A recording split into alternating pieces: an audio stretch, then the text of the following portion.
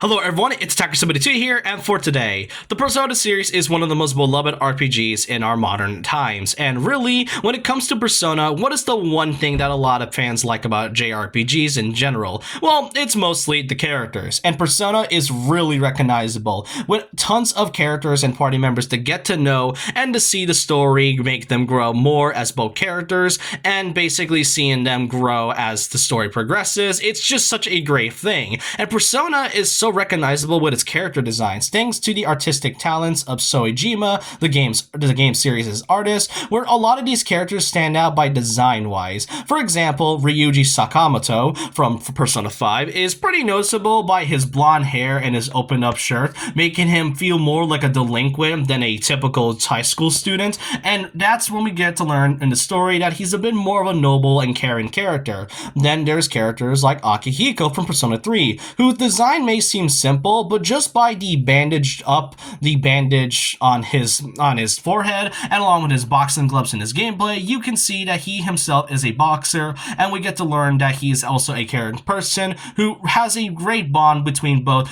Mitsuru and Shinjiro. And then I could even say the same thing about the protagonists. Despite them having a pretty simplistic design and are silent, we get to see a lot more about the protagonists as the story progresses, and in a way, you get to see them develop more as characters, even though you are the one playing as them. Though unfortunately, not every character in the franchise has this type of fanfare or any type of love in fact. More notably, this character I want to talk about, which is basically the topic for today's video, late party members, and Haru is, if not, a big example of that. Haru is a character that a lot of fans really come to like nowadays, but even when the game for the vanilla Persona 5 came out in Royal, Haru felt like she suffered a lot from being a late party member, and it kind of makes her confidant in the game pretty meaningless because you only barely got enough time to max it out before the final dungeon of the game. Heck, even the penultimate dungeon of Persona 5, making Haru's whole confidant feel worthless by the time she joins the party, especially when the story gradually gets more intense.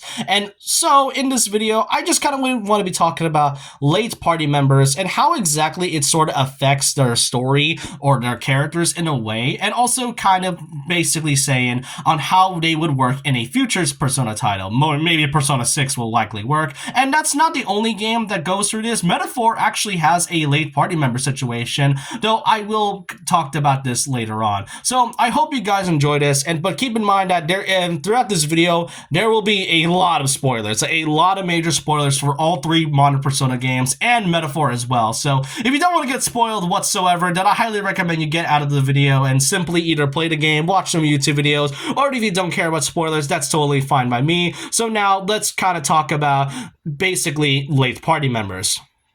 Now, within the Persona community, there is a ton of well-recognizable characters just by character designs alone, but they're more than just eye candy, of course. And amongst the Persona community, you can see a lot of character variety and fan favorites, from characters going from Junpei, Mitsuru, Chie, Rise, and Yosuke, or even characters from Persona 5, which, obviously that's the biggest case. But not a lot of characters get this type of fan love or anything, and while they did gradually get love over time, their late party member status is sort of kind of what hurts them in the process. As I mentioned before, Haru is the biggest example of a late party member pretty much done terribly. It's not that they're horribly written. Late party members aren't horribly written. It's just that their arrival comes in so late into the story that by the time they even join your party, you only probably got about a couple months in game in order for the ending to receive it. And Haru joins in at around like October-ish, and you only got about a couple months until the main story is fully ended in Persona 5.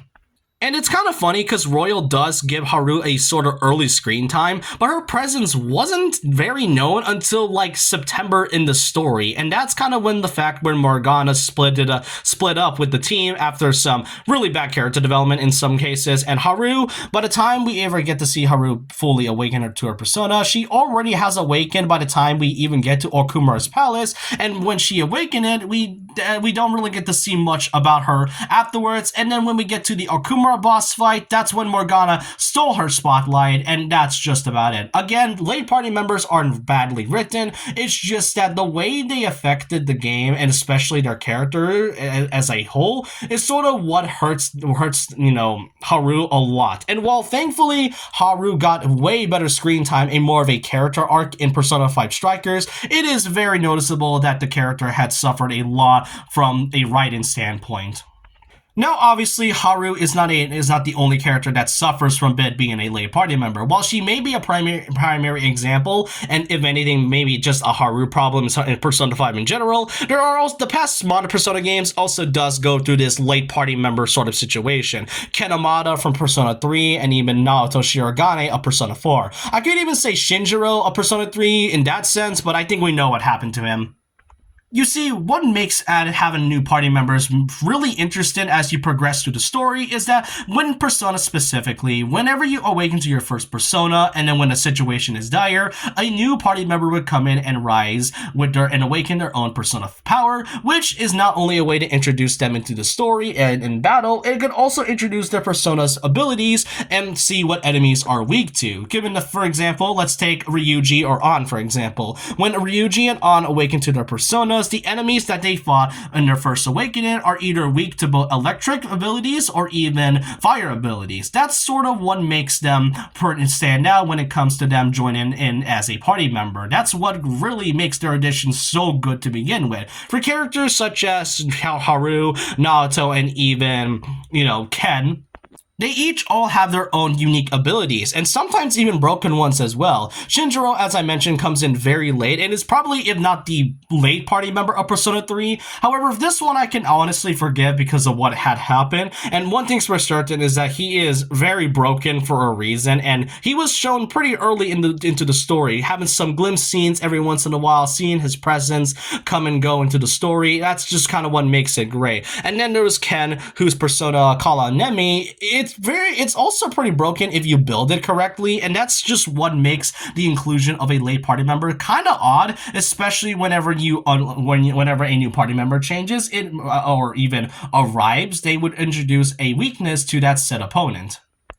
Now, despite their late appearance into the story, each of the late party members I have mentioned still also affects the game's themes in a way that is still pretty much on par with each of the title's very own themes. For example, Haru, Ken, and Shinjiro, pretty much their story doesn't come in very, very often until October. Ken, in a way, was introduced in August, but then didn't become more of a bit of a relevant character by the time we get to October 4th, and that's kind of when we see Shinji go bye-bye. Haru is a character that is still represented the themes of rebellion, where she pretty much rebels against her father, who in reality is a pretty corrupt businessman who overworks his employees, pretty much overriding them to either death or probably just not in a good working condition at all, which is pretty unfortunate in real life too. So Haru still stays into the themes of rebellion. And then there's Naoto, which in Persona 4 is all about the themes of truth, where Naoto has to come to terms with her shadow regarding about the world's whole gender expectations and all, and why she had to hide herself as a boy. That is a big topic that I honestly don't want to discuss in this video, but it's pretty effective in Persona 4, and Naoto does a pretty well done darn job when making the game's themes more relevant than what it seems. But really, you might be also wondering, some of the characters I mentioned are very late into the story, but how come I don't mention characters like Akechi or even Kasumi, because those characters come in very late into the story? Why exactly are they not considered late party members? Well, in a way, it's because of one major thing that honestly helps them a lot in terms of being a late party member, and that's the fact that they were introduced very early into the story. Like Akechi, for example, doesn't become relevant until June, and then by the time you unlock his confidant and then gradually build up his said confidant, we get to learn more about Akechi's character and his rivalry against Joker, and by the time we get to the penultimate dungeon of the game, we get to see the true colors of Akechi, and that's kind of what makes his character very effective by the time we get to the third semester. Kasumi is another character where, despite a lot of fans being kind of iffy about how she was done in the story, given given the fact that in the game's cover, it felt like she was going to be more of a very relevant character. I still think that the way they did Kasumi right in terms of being a late party member does this so well, because we get to see her also very early into the game. No, not as like very early as in April. And when by around May, we get to see her and Joker come into a bit of a bond and then unlock her confidant thing. And then after in the third semester, we then get to gradually learn more and give a lot more hints of Kasumi's identity, who turns out to be none other than not Kasumi, but actually her sister Kasumi, which Kasumi died early, like a month early before the game's events. I mean, yeah, Kasumi was even shown very, very early into the game's beginning, where Joker fights against those shadows in Sai's palace. So, no, I don't consider them party members because they make their presence known. Now, I didn't have to talk about the main problem when it comes to being a late party member, and that's the fact by the time they join the story, their social character development, or even their screen time has become more less than what it really is. Like, Haru, as I keep mentioning, only has about a couple months of screen time before we even get to the finale of the game, and whenever you try to max their social link or even confidant, depending on what game you're in, then you might not be able to have time, or even your social stats might not be able to be maxed in order to even talk with the character's social link or even confidant as a whole. So really, it makes their screen time kind of less prevalent.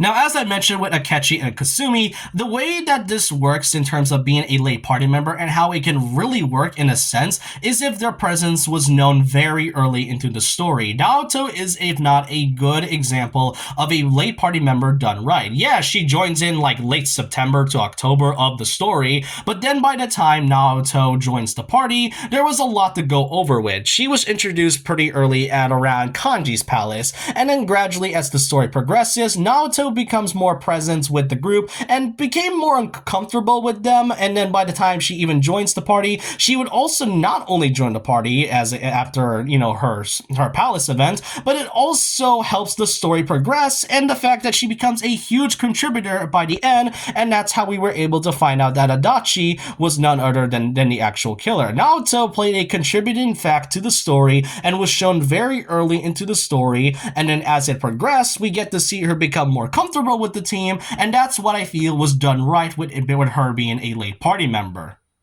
And now another example of a character, a very recent one at that, would be none other than Basilio from Metaphor. Metaphor released just last year, and in the game, Metaphor only lasts about 4 months from June to October. And then there is Basilio, the last party member that joins your story. Just like Naoto, I feel like Basilio also is another great case of a late party member done right. You see, despite him being added very late into the story, like around September, which in-game, you only got like a whole month into the story before the game even ends. But here's the thing about Basilio. We get to meet the two Basilio very early on alongside with his brother Fidelio. We get to see the two grow over time and be more come to terms with the protagonist of their suspicions. We get to see both Fidelio and, Basilio's brotherly relationship with each other. It's just such a great thing. And then by the time September comes, we again get to see Fidelio die, and that's when we get to see Basilio become more terms of his own character, now being on his own and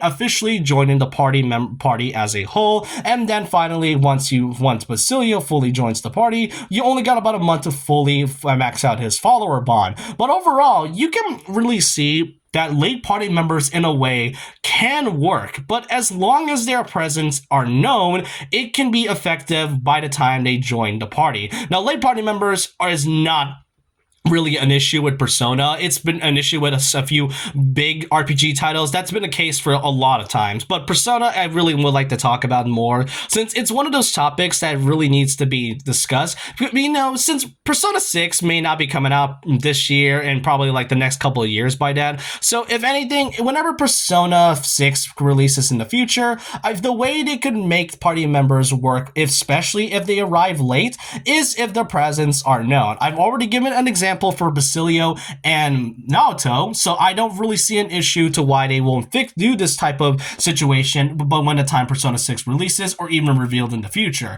But I want to know your thoughts and opinions down below about what you think about late party members in the Persona series, and Metaphor, because why not? Let me know which of these characters you think would have been done well if they have more time, like more screen time or character development, or if their story was already done right in the story they are in. Let me know your thoughts and opinions down below about this, and so with that, leave a like, comment, subscribe, hit the notification bell for more videos, follow my Twitter, and I'll see you guys next time, and remember this, once a legend, always a legend.